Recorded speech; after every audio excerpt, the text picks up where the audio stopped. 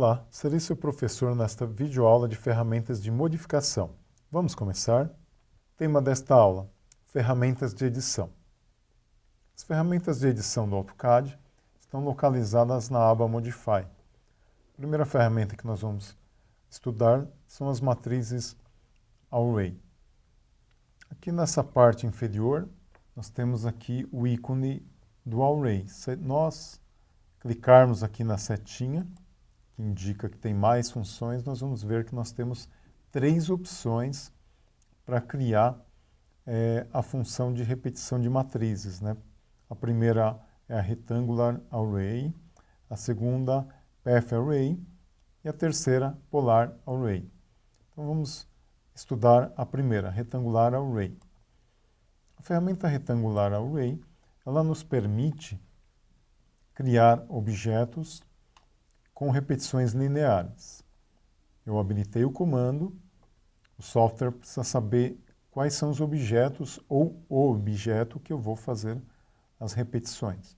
Vou clicar aqui na minha figura, dou Enter para informar que é só ela.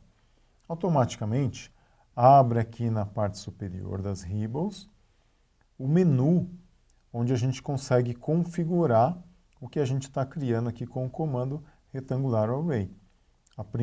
Os primeiros parâmetros nessa parte aqui, nós vamos configurar o número de colunas. Lembrando que as colunas estão paralelas ao eixo Y, na posição vertical em relação ao nosso ambiente de trabalho, e as linhas, elas estão paralelas ao eixo X, na posição horizontal em relação ao nosso plano de trabalho. O AutoCAD ele já vem com uma configuração pré-determinada, que a gente vai adequar agora informando esses parâmetros para a nossa necessidade.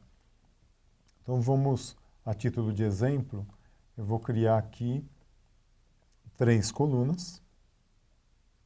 Então a primeira linha nós vamos informar o número de colunas que nós queremos.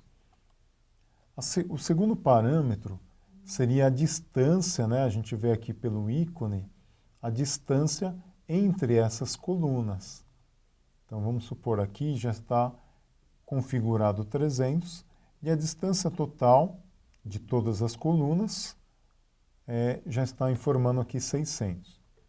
Posso modificar isso? Podemos modificar de acordo com a nossa necessidade. Vou colocar aqui, por exemplo, 250 unidades. Automaticamente o software já calculou aqui na parte de baixo a distância total e o desenho já se adequou com 250 de distância. Agora que eu configurei as colunas, eu posso ou não, né, configurar o número de linhas e a distância. Notem que aqui eu estou com um número quebrado, eu posso adequar isso, posso aumentar ou diminuir o número de linhas. Posso criar, por exemplo, 5 linhas. Daí aqui automaticamente o software criou 5 linhas com o hexágono que eu estou multiplicando, porém a configuração de unidade aqui está com números quebrados. Então vou adequar, copiar o mesmo que eu fiz para as colunas, dou Enter ou clico na linha de baixo. O software automaticamente calculou aqui para mim 1000 unidades e adequou também o meu desenho. Quando eu tiver no ambiente 3D, quando eu tiver aqui com o eixo Z, aliás, né, o eixo Z junto com X e Y, eu vou configurar aqui no terceiro parâmetro. Aqui está tudo número 1, né? Por quê? Porque se a gente for aqui para os eixos para o ambiente isométrico, você vê que eu não estou com nenhum eixo, né? Na parte de 3D, se eu colocar valor aqui, por exemplo, eu vou criar repetições também para o eixo Z, porém não é o nosso objeto de estudo, mas a título de informação do software, né?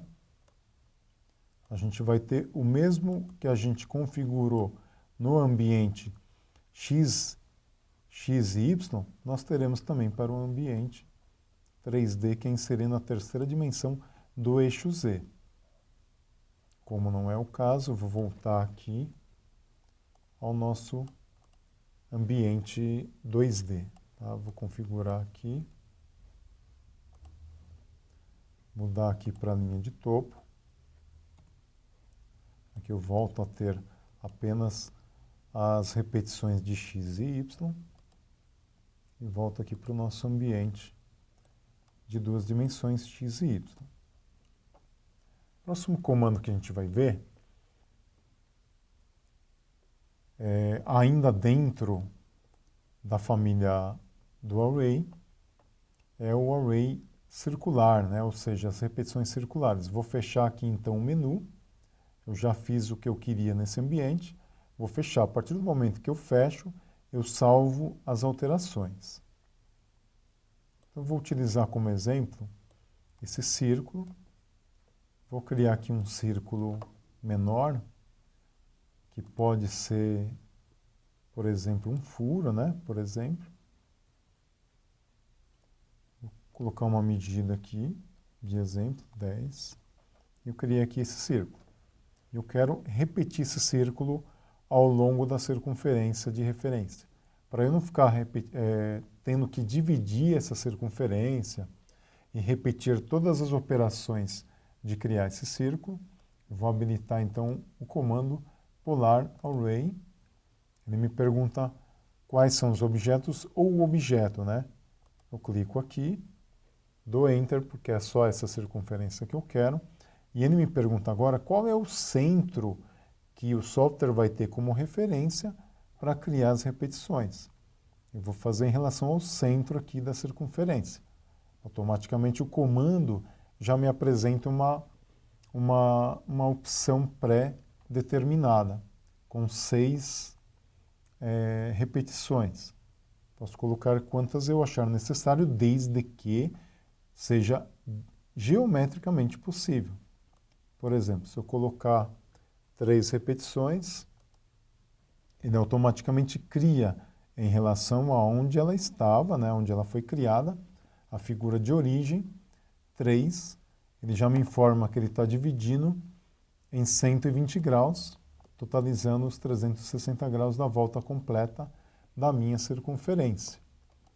Eu posso alterar isso? Posso, de acordo com a minha necessidade. Só que daí eu vou ter uma certa incoerência de medidas. Porém, em alguns casos, é necessário. Então, você não fica amarrado, né? Por exemplo, se eu colocar aqui 30 graus, ele vai configurar 3 figuras a 30 graus de distância uma da outra. Se eu quiser que a circunferência seja dividida de maneira equidistante, daí eu tenho que configurar o número de graus aí da circunferência, totalizando aí a volta completa. Então é uma opção que eu tenho, né? Que aqui ao lado eu posso criar outras repetições, né? Mas isso quando eu estou num ambiente onde é exigido mais repetições do que eu estou querendo criar, além desse eixo, né?